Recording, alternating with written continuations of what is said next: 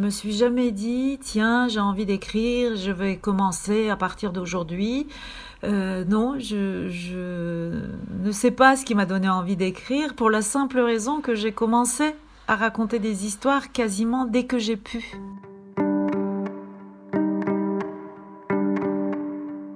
Parole d'écrivain, saison 3, premier épisode, par Sarah Masson.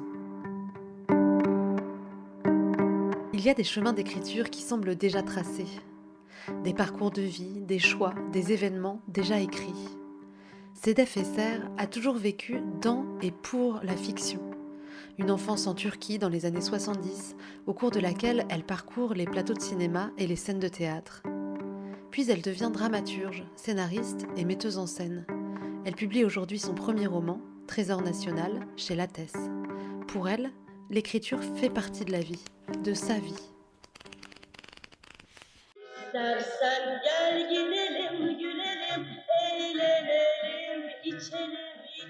À l'âge de 3 ans, je me suis retrouvée sur la scène du théâtre de la ville d'Istanbul pour jouer dans un spectacle. Quelques mois plus tard, sur les plateaux de cinéma, et entre l'âge de 3 et 11 ans, j'ai tourné 25 longs métrages, devenant ce qu'on appelait à l'époque une enfant vedette, voilà, une enfant star.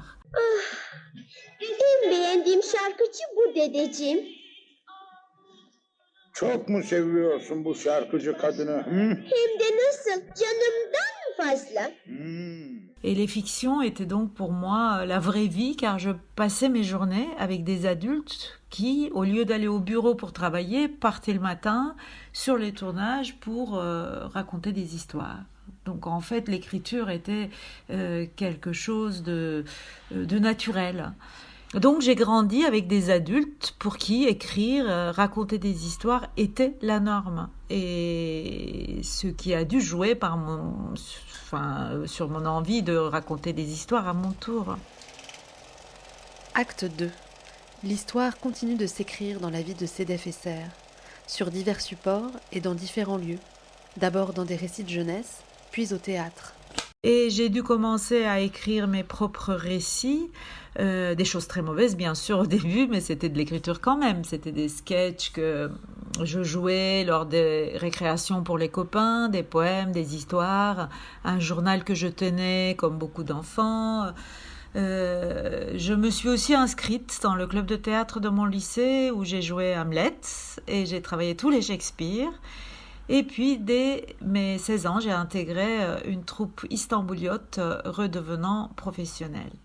Et à partir de là, mon vrai apprentissage d'écriture a commencé, je peux dire. Parce que je posais enfin un regard plus conscient, plus professionnel, si je puis dire, sur les personnages, les situations, la dramaturgie, mais sans jamais oser encore écrire moi-même, vraiment. Et puis, mon grand frère était un auteur, donc c'était un peu comme si la place de l'écrivain était déjà prise dans la famille. Une place difficile à trouver, certes, mais l'étincelle est là. Sedef Eser le sait.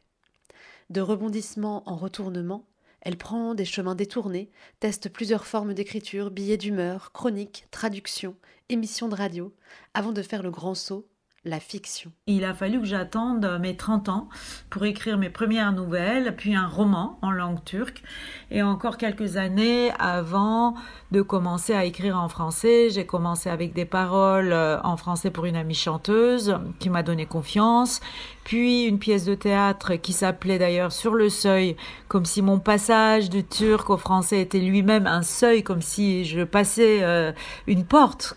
Et donc ce premier texte théâtral a eu des prix, et ensuite j'ai osé en écrire un deuxième, puis qui a eu aussi un prix, puis un troisième, et puis surtout j'ai vu que des metteurs en scène avaient envie de monter mes pièces, que les spectacles que je voyais sur scène tenaient la route, ce que j'avais écrit, et on a commencé à les étudier dans des universités, etc. Donc du coup voilà, j'ai enchaîné avec des textes de théâtre, des fictions radio, des scénarios pour la radio, le cinéma, etc.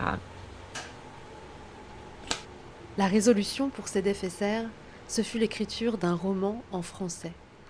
Après 4 ans de travail acharné, elle publie Trésor national, une ode aux grandes figures du cinéma et du théâtre turc. Dans 2 semaines, nous vous parlerons d'un autre premier roman, celui de la jeune autrice Madeleine Métayer, La première faute. À bientôt!